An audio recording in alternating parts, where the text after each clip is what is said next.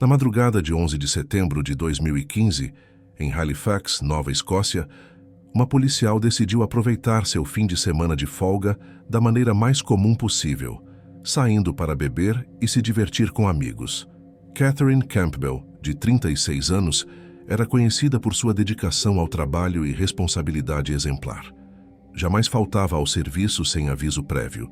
Por isso, quando ela não compareceu ao plantão na segunda-feira seguinte e não atendeu às tentativas de contato, seus colegas souberam imediatamente que algo estava terrivelmente errado.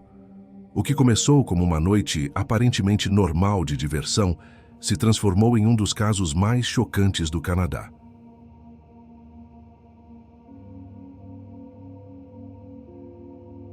Catherine Campbell nasceu em 15 de janeiro de 1979, na cidade de Stellarton, localizada na província de Nova Escócia, Canadá. Como filha do meio de Susan e Gilbert Campbell, cresceu em uma família unida, sendo a segunda de 3 irmãos.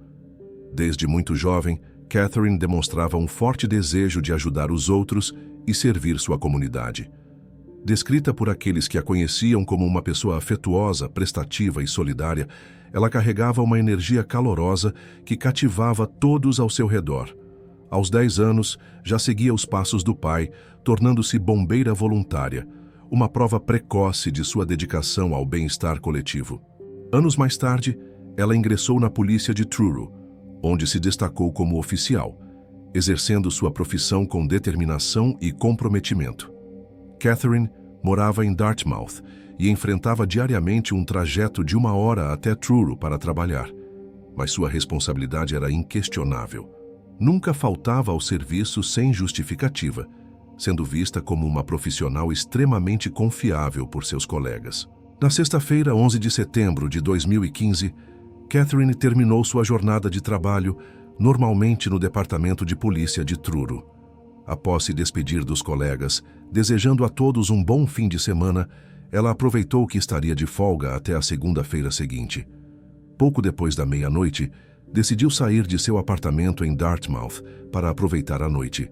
Pegou um táxi em direção ao centro da cidade, mais precisamente ao Halifax Ale House, um bar conhecido na região. O motorista do táxi que a levou relatou posteriormente que Catherine parecia estar em seu estado normal, tranquila e sem qualquer sinal de embriaguez ou uso de substâncias. Sua intenção era clara: relaxar e se divertir em um ambiente descontraído. O Halifax Ale House não era uma boate agitada, mas sim um bar acolhedor, frequentado por grupos de amigos, colegas de trabalho em happy hours e até famílias. O local, com música ao vivo, era ideal para sentar, conversar e aproveitar uma noite leve. Foi lá que Catherine encontrou um homem, com quem começou a interagir. As câmeras de segurança do bar capturaram os dois conversando animadamente, compartilhando drinks e se aproximando de forma íntima. O clima entre eles esquentou ao longo da noite. Começaram a se beijar e dançar de maneira sensual, a ponto de um funcionário do estabelecimento precisar intervir, pedindo que pegassem mais leve, já que outros clientes se sentiram incomodados com a demonstração pública de afeto. Por volta das 3 horas da madrugada, Catherine e seu acompanhante decidiram deixar o bar juntos, marcando o último momento em que ela foi vista em um ambiente público.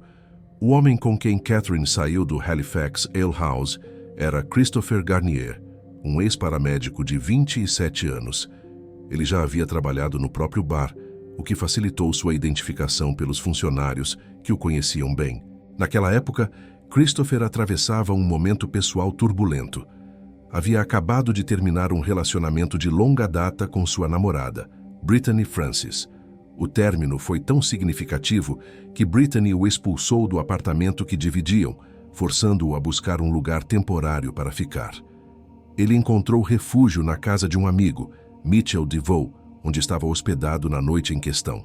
Um bartender, colega de Christopher, confirmou em depoimento que ele estava aberto sobre o recente término, parecendo determinado a se distrair da dor emocional naquela noite. Antes de encontrar Catherine, Christopher já havia começado a noite bebendo. Ele e Mitchell DeVoe passaram o início da noite no apartamento de Mitchell, consumindo bebidas alcoólicas. Decidiram então sair para continuar a diversão em um bar próximo ao Halifax Ale House, onde permaneceram por cerca de 1 hora. A noite, no entanto, tomou um rumo inesperado para Mitchell. Ele ficou extremamente embriagado, a ponto de o bar se recusar a continuar servindo bebidas para eles. A situação escalou e a patrulha policial foi chamada. Mitchell acabou sendo levado pelo Drunk Tank, um serviço canadense que recolhe pessoas alcoolizadas para passar a noite em um local seguro, onde podem se hidratar e descansar até estarem sóbrias para serem liberadas. Christopher, por outro lado, não estava tão intoxicado e decidiu continuar a noite sozinho. Foi então que ele se dirigiu ao Halifax Ale House, onde cruzou caminhos com Catherine Campbell, iniciando a sequência de eventos que marcaria aquela fatídica noite.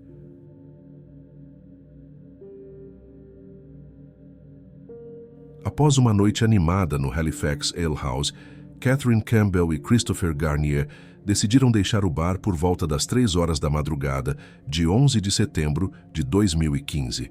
Eles pegaram um táxi juntos, com destino ao apartamento de Mitchell DeVoe, amigo de Christopher que estava hospedando-o temporariamente após o término de seu relacionamento. O motorista do táxi, em depoimento posterior, relatou que não conseguiu ouvir as conversas entre os dois, mas percebeu uma certa tensão no ar durante o trajeto, algo que o deixou com a sensação de que havia um desconforto ou estranheza entre o casal. As câmeras de segurança próximas ao prédio de Mitchell registraram a chegada de Catherine e Christopher por volta das 3 horas e 30 minutos, confirmando que ambos entraram no apartamento. No entanto, nenhum registro posterior mostra Catherine saindo do local, o que mais tarde se tornaria um ponto crucial na investigação. Na segunda-feira seguinte, 14 de setembro, a ausência de Catherine no trabalho levantou preocupações imediatas entre seus colegas no Departamento de Polícia de Truro. Conhecida por sua dedicação e pontualidade, Catherine nunca havia faltado ou se atrasado sem avisar previamente.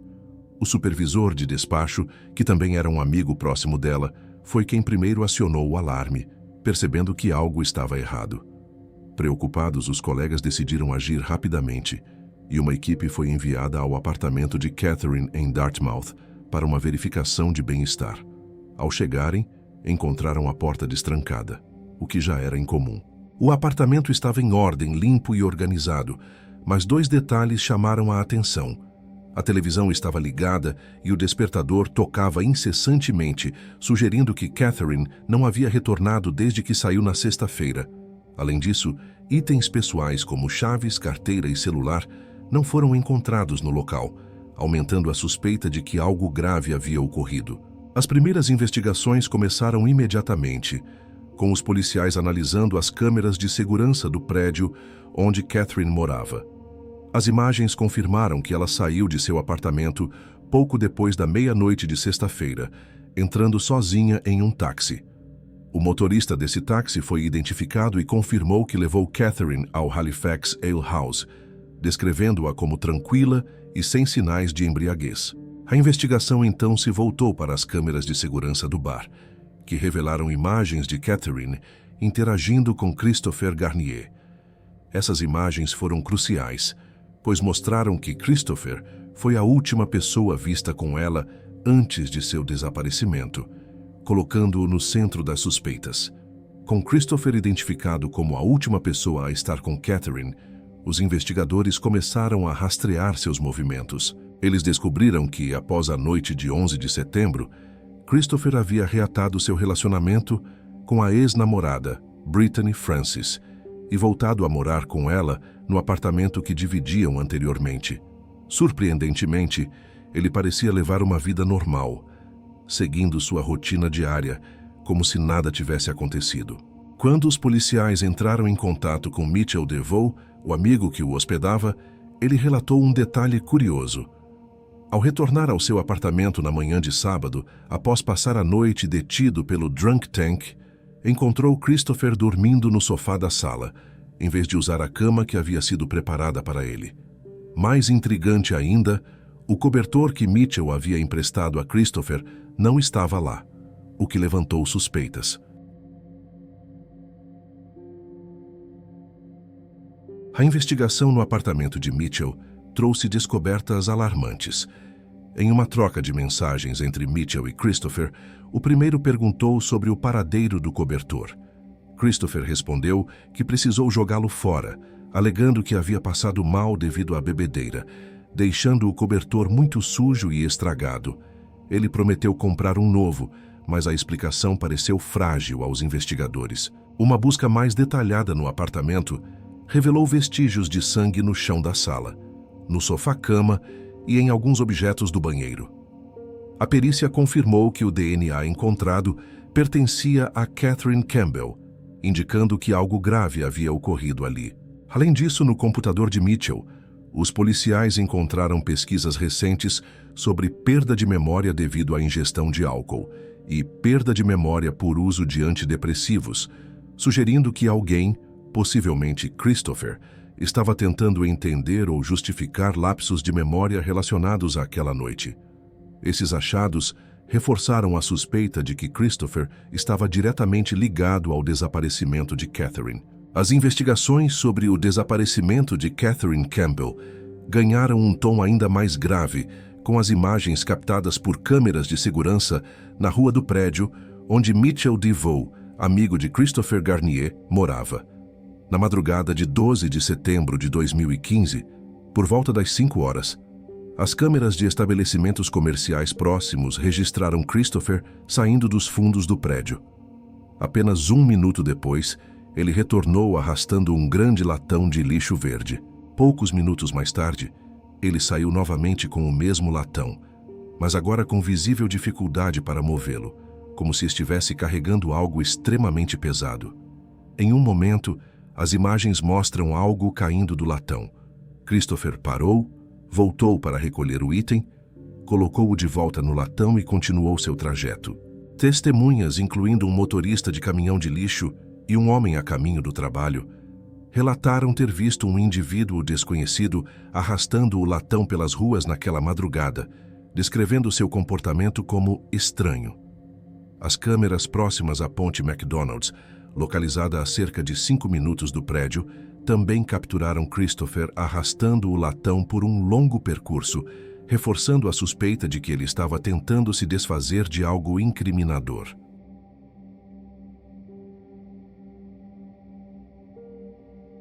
No dia 16 de setembro de 2015, apenas alguns dias após o desaparecimento de Catherine, a polícia realizou uma operação de busca na área ao redor da ponte McDonald's. Foi exatamente sob a ponte que encontraram um latão de lixo verde, que parecia ter sido atirado de cima. Ao abri-lo, os investigadores confirmaram seus piores temores. O corpo de Catherine Campbell, de 36 anos, estava lá, sem vida. Ela ainda estava vestida, mas sem roupas íntimas, o que levantou ainda mais questões sobre as circunstâncias de sua morte. Perto do latão, a polícia encontrou um saco de lixo contendo um cartão de acesso a uma academia e um chaveiro, que mais tarde foram confirmados como pertencentes à academia que Catherine frequentava, e as chaves de seu carro pessoal. Curiosamente, o cobertor que Mitchell havia emprestado a Christopher, mencionado anteriormente como desaparecido, não foi encontrado no local e permanece desaparecido até hoje, um mistério que intriga os investigadores. O exame do corpo de Catherine, conduzido pelo médico legista, revelou detalhes perturbadores. A causa da morte foi determinada como sufocamento, com evidências claras de estrangulamento. Além disso, a autópsia identificou ferimentos contundentes na cabeça, um nariz fraturado e hematomas ao redor dos olhos, indicando que ela sofreu múltiplas agressões antes de falecer. Esses ferimentos sugeriam um ataque violento, contradizendo qualquer narrativa de um incidente acidental e aumentando a gravidade das suspeitas contra Christopher. Apenas 1 hora após a descoberta do corpo, no mesmo dia 16 de setembro, Christopher Garnier foi preso. Ele foi abordado pela polícia enquanto dirigia seu carro, aparentemente em direção à ponte McDonald's, o mesmo local onde o corpo de Catherine foi encontrado. No banco traseiro do veículo, os policiais encontraram itens que reforçaram as suspeitas: um grande pedaço de lona verde, luvas de trabalho, uma corda amarela, fita adesiva, um galão de gasolina, um cobertor marrom e uma mochila contendo roupas, itens de higiene pessoal e o passaporte de Christopher. Esses itens levaram os investigadores a acreditarem que ele planejava não apenas se desfazer definitivamente do corpo de Catherine, mas também possivelmente fugir do país, sugerindo uma tentativa de encobrir o crime e evitar as consequências. O interrogatório de Christopher Garnier foi longo e intenso, durando mais de 9 horas. Durante todo o processo, sua namorada Brittany Francis, que havia reatado o relacionamento com ele no dia 12 de setembro, coincidentemente o dia seguinte ao desaparecimento de Catherine, esteve presente. Inicialmente, Christopher se limitou a chorar e repetir que não se lembrava de muitos detalhes da noite em questão. Os policiais o confrontaram com perguntas incisivas como: "Você não se lembra do que aconteceu ou não quer se lembrar?" Eles também o pressionaram sobre sua aparente normalidade após o ocorrido, questionando como ele conseguiu passar o fim de semana agindo normalmente, mantendo relações com sua namorada e até comparecendo à festa de aniversário de seu pai, onde testemunhas disseram que ele parecia estar bem. Essa insistência dos investigadores buscava entender como alguém envolvido em um evento tão grave poderia retomar a vida cotidiana com tamanha naturalidade. Após mais de 9 horas de um interrogatório intenso, Christopher Garnier finalmente cedeu à pressão dos investigadores e confessou o crime relacionado à morte de Catherine Campbell. Confrontado com evidências sólidas, como as imagens de câmeras de segurança e os vestígios de sangue encontrados no apartamento de Mitchell DeVoe, ele não pôde mais manter sua versão inicial de não se lembrar de nada. No entanto, a história que apresentou era controversa e cheia de detalhes que levantaram questionamentos. Segundo Christopher, ao chegarem ao apartamento de Mitchell na madrugada de 11 de setembro de 2015, Catherine teria pedido que ele praticasse sexo violento com ela. Ele alegou que ela o incentivou a dar tapas, socos e apertar sua garganta durante o ato, que, segundo ele, foi consensual. No entanto, em certo momento, Catherine teria perdido os sentidos e desmaiado. Desesperado, Christopher disse que tentou reanimá-la, mas a partir desse ponto, sofreu o que descreveu como um apagão mental, afirmando não se lembrar de mais nada. Quando deixado sozinho na sala de interrogatório, ele escreveu uma carta de confissão expressando remorso. Nela declarou: "Eu nunca quis que isso acontecesse. Este é o meu momento mais sombrio. Se eu pudesse dar a minha própria vida para trazer ela de volta, eu daria." Essa carta, carregada de emoção, foi usada como uma peça central para mantê-lo detido. Com base na confissão escrita, Christopher foi mantido preso na delegacia logo após o interrogatório.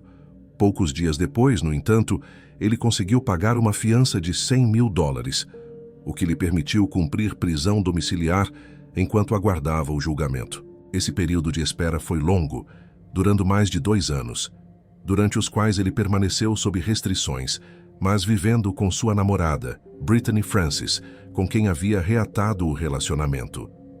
A demora até o início do processo judicial gerou tensão tanto para a família de Catherine quanto para os investigadores que temiam que o caso pudesse perder força com o tempo. O julgamento de Christopher Garnier começou em novembro de 2017, mais de 2 anos após o crime ocorrido em setembro de 2015. Com uma duração relativamente curta de 5 semanas, o processo foi marcado por acusações graves, homicídio doloso com agravantes e interferência indevida no corpo da vítima. Desde o início, Christopher declarou-se inocente, contradizendo sua confissão inicial. Ele alegou que as declarações feitas durante o interrogatório não eram verdadeiras, argumentando que os detetives o manipularam e o pressionaram para dizer o que queriam ouvir. Essa mudança de postura foi um dos pilares de sua defesa, que buscava reformular completamente a narrativa dos eventos daquela noite. A estratégia da defesa foi centrada em apresentar a morte de Catherine como um acidente trágico, e não como um crime intencional. Eles alegaram que Catherine desejava práticas sexuais violentas, especificamente asfixia erótica, e que Christopher, inexperiente nesse tipo de prática, não soube controlar a força ou o tempo do ato.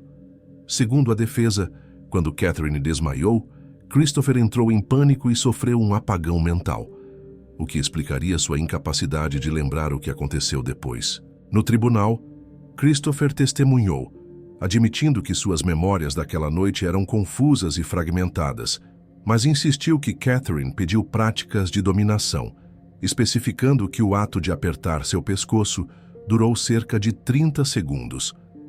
Ele tentou se defender de possíveis críticas, declarando: "Eu não estou tentando culpar Catherine. O fato de ela querer fazer isso não torna uma pessoa má." Essa tentativa de suavizar sua narrativa, no entanto, gerou controvérsia, já que parecia culpar a vítima por sua própria morte. Para reforçar sua argumentação, a defesa chamou uma testemunha que trouxe ainda mais polêmica ao tribunal. Um homem que teve 2 encontros sexuais com Catherine semanas antes de sua morte foi convocado para depor. Ele afirmou que, no segundo encontro, Catherine pediu que ele colocasse as mãos em seu pescoço e apertasse levemente, sugerindo um interesse em práticas sexuais mais intensas. No entanto, ele deixou claro que ela não pediu tapas ou socos, apenas o leve aperto. A defesa usou esse testemunho para insinuar que Catherine tinha um padrão de interesse em práticas sexuais violentas, mas a exposição de detalhes íntimos de sua vida gerou revolta no tribunal. Muitos consideraram essa tática uma tentativa desrespeitosa de culpar a vítima, que não podia se defender, transformando sua vida pessoal em um ponto central do julgamento e causando indignação entre os presentes. Durante o julgamento de Christopher Garnier, a presença constante de sua namorada Brittany Francis chamou a atenção. Ela havia reatado o relacionamento com ele no dia seguinte à morte de Catherine Campbell, 12 de setembro de 2015, apesar de tê-lo expulsado de casa pouco antes do fatídico encontro no Halifax Ale House. Brittany permaneceu ao lado de Christopher ao longo de todo o processo judicial, demonstrando apoio incondicional. Em um esforço para influenciar o juiz e o júri, ela escreveu uma carta pedindo leniência, na esperança de reduzir a pena do acusado. Na carta, Brittany expressou sentimentos profundos, dizendo: "Considero-me incrivelmente sortuda por ter Christopher como parceiro. Ele é realmente o melhor tipo de pessoa por dentro e por fora. Ele me salvou de mim mesma e me deu algo pelo qual ansiar para o futuro, o nosso futuro juntos." Essa declaração, que retratava Christopher como uma pessoa excepcional, contrastava fortemente com as acusações graves contra ele e gerou controvérsia, já que muitos a consideraram insensível diante da tragédia envolvendo Catherine. A promotoria, por sua vez, construiu um caso robusto contra Christopher, sustentando que a morte de Catherine não foi um acidente, mas resultado de uma luta corporal violenta. Segundo a tese da acusação, Christopher usou força desproporcional ao agredir Catherine, causando sua morte. Eles destacaram que, após o ocorrido, ele tentou ocultar o crime ao transportar o corpo dela em um latão de lixo verde e jogá-lo sob a ponte McDonald's, um ato que demonstrava a intenção de encobrir o que havia feito. Um perito médico testemunhou que as marcas no corpo de Catherine, incluindo olhos roxos, nariz fraturado e sinais de estrangulamento, não eram compatíveis com uma prática sexual violenta consensual, refutando diretamente a narrativa da defesa. A promotoria apresentou ainda evidências visuais cruciais, como as imagens de câmeras de segurança que mostravam Christopher arrastando o latão pelas ruas de Halifax, além de depoimentos de testemunhas oculares que confirmaram seus movimentos suspeitos na madrugada de 12 de setembro. Trechos do primeiro interrogatório de Christopher, onde ele inicialmente confessou o crime, também foram exibidos, reforçando a ideia de que ele tinha plena consciência de suas ações. Nos argumentos finais, a defesa de Christopher pediu sua absolvição, insistindo que a promotoria não apresentou evidências suficientes para provar um homicídio intencional. Eles argumentaram que Christopher perdeu o controle durante uma briga, mas não tinha intenção de matar. A defesa destacou um intervalo de 45 minutos sem registros de câmeras de segurança, entre o momento em que Christopher e Catherine entraram no apartamento de Mitchell DeVoe e o momento em que ele foi visto arrastando o latão de lixo. Segundo eles, foi nesse período que a fatalidade ocorreu, caracterizando a morte como um ato não intencional. Essa narrativa buscava reforçar a ideia de que tudo não passou de um acidente trágico, sem premeditação. Em contrapartida, a promotoria rebateu com firmeza, afirmando que a morte de Catherine foi intencional e não apenas um acidente.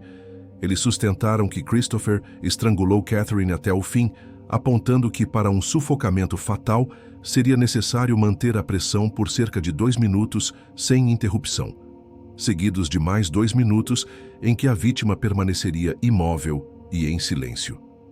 Esse tempo prolongado, segundo a promotoria, indicava intenção clara. Eles expressaram indignação com a estratégia da defesa de culpar Catherine, especialmente por expor sua vida íntima para justificar o ocorrido, apesar das evidências físicas e visuais esmagadoras. A promotoria descreveu a tentativa de Christopher de se desfazer do corpo como um ato frio, comparando-o a jogar lixo fora, o que reforçava a gravidade de suas ações. Após 5 horas de deliberação, o júri chegou a um veredicto em dezembro de 2017. Christopher Garnier, então com 30 anos, foi considerado culpado por homicídio de 2º grau e por interferência indevida no corpo da vítima. Ele foi condenado à prisão perpétua, com a possibilidade de pedir liberdade condicional após cumprir um mínimo de 13 anos. A sentença gerou reações intensas no tribunal. A família de Catherine Campbell, emocionada, chorava e comemorava a justiça alcançada. Após mais de 2 anos de espera, sentindo que a memória de Catherine finalmente recebia algum alívio. Já a família de Christopher, incluindo Brittany, ficou devastada, chorando inconformada com a decisão. Eles afirmaram que pretendiam recorrer da sentença, acreditando que o julgamento não havia sido justo.